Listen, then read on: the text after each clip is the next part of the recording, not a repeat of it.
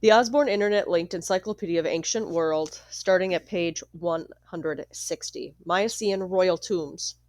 In 1876, a German businessman and passionate amateur archaeologist named Heinrich Schliemann made an exciting discovery at Miocene.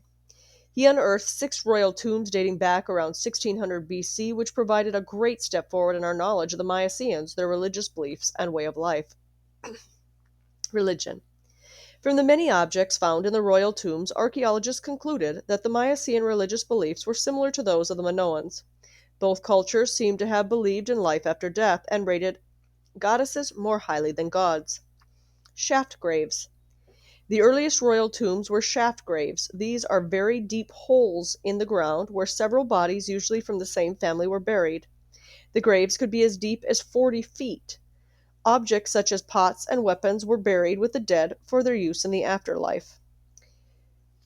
By 1500 BC, beehive shaped tombs, known as tholos tombs, were being used to bury members of the royal family. The dead person was buried with great ceremony along with the valuable possessions such as weapons and ornaments.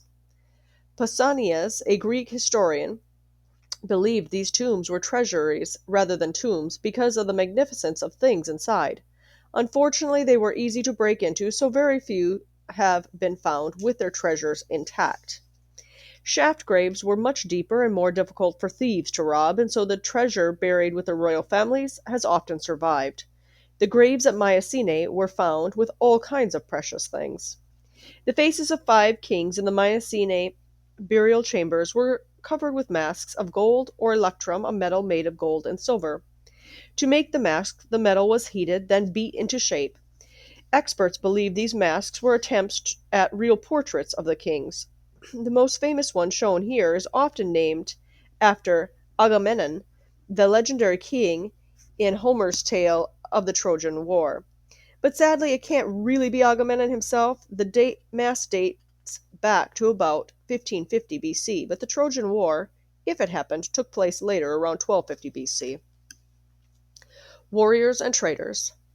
Judging from what they left behind, the Mycenaeans seem to have been a very warlike people. Archaeologists have dug up masses of weapons and images of war and battle scenes.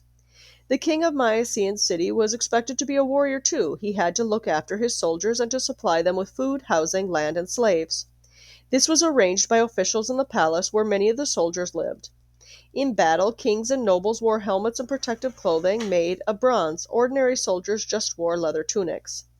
Most of what we know about what the soldiers wore comes from contemporary pictures, although one nearly complete bronze suit was found in a tomb in the place called Dendra. The suit is made of bronze plate, it was a boar's tusk helmet, some bronze greaves leg guards, two swords, and the remains of a wooden framed shield. The whole find dates back to about 1400 BC.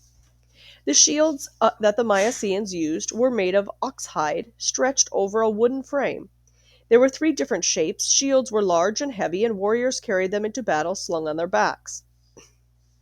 Daggers and swords were made from bronze. Some were highly decorated and looked similar to those found on Crete. They may have been made on the island.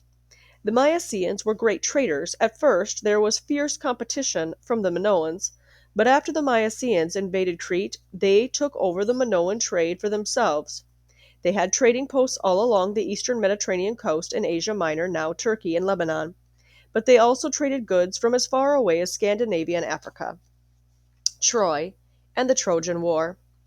The Iliad, an epic poem by Homer, a Greek poet who lived around 800 BC, tells of a war between Greece and Troy, a city in Asia Minor, now Turkey. There was a war around 1250 BC, but we don't know if it was the same one that Homer described in his poem. Legend has it that the Trojan War was caused by Helen, princess of Sparta, the most beautiful woman in the world.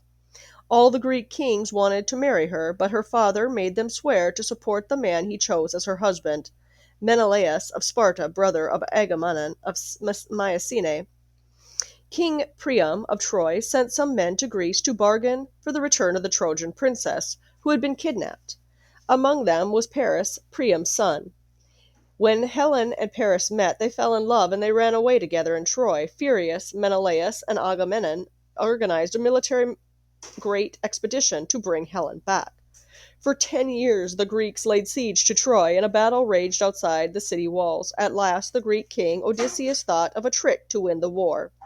He got his men to hide in this huge wooden horse, which they left outside the city gates. The Greeks then sailed away under the cover of darkness. The Trojans thought that the horse was a gift to the goddess Athene. They dragged it inside the city, unaware that the Greek soldiers were hiding inside it. That night the Greeks crept out into the open city gates. The Greek army returned to storm in and destroy the city. According to Homer, Troy stood overlooking Hellespont, a channel of water that separates Asia Minor and Europe. In the 1870s, Heinrich Schliemann set out to find it. Following Homer's description, he started to dig at Herzliya in Turkey and uncovered the ruins of several cities, built one on top of the other. Several of the cities have been destroyed violently, but it is not clear which was the Troy of Homer's legend. Experts are now certain, though, that Troy was a real place. In 1873, Schliemann made an incredible discovery. He found a copper bowl, which turned out to be a hoard of gold, jewels, weapons, and ornaments inside. He nicknamed it Priam's treasure. Although Schliemann believed that the treasure to date back to the Trojan War, it was in fact more recent, but it was still a remarkable find and revealed much more about ancient metalworking.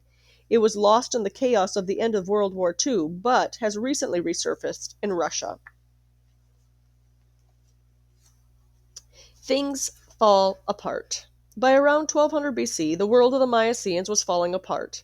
Ancient Egyptian records show that in the second half of the 13th century BC, there was a long run of poor harvests, food shortages, and famine in the Mediterranean, which put the whole Mycenaean way of life under threat.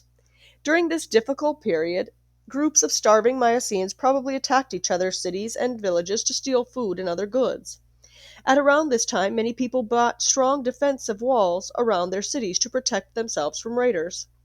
In desperation, as their trade and economy disintegrated around them, some groups of Mycenaeans may have gone on raids overseas.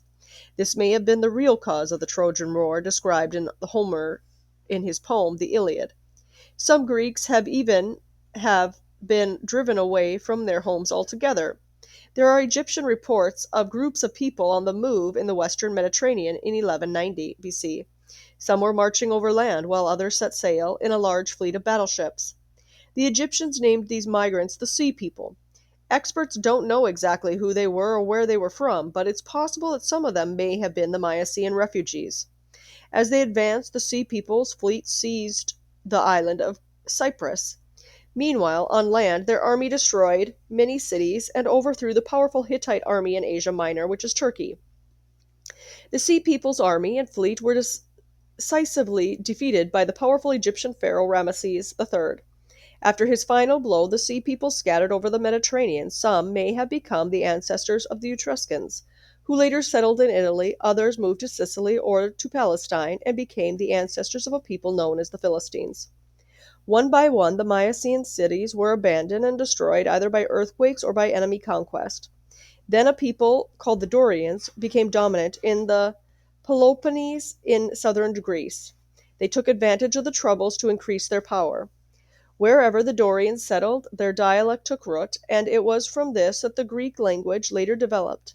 The Dorians did not adopt the artistic skills of the people they conquered, and many of the cultural achievements of the Mycenaeans were lost, including the art of writing. The Dark Ages. The period of Greece from 1100 to 800 BC is sometimes described as the Dark Ages, and we know very little about what was happening. Although new excavations are starting to be revealed more, the Greeks lost the art of writing, so they left no writing records, and foreigners such as the Egyptians hardly mentioned them either. By the beginning of this period, the population in Greece had fallen hugely. This was most probably due to the widespread famine and warfare that hit the region at the end of the Miocene period. The palaces were destroyed, and a whole way of life crumbled upon them. Old styles of metalwork and pottery died out, and skills such as the fresco painting and gem cutting were forgotten. Most people were very poor and probably just had enough to eat. They would have lived in small huts made of mud bricks with thatched roofs. As these materials do not last long, few buildings from this period have survived. One exception to this picture of poverty was on the large island of Euboea, now Evia. As early as 900 BC, the Euboeans were trading abroad, but wars between the two main cities on the island eventually brought an end to the prosperous culture.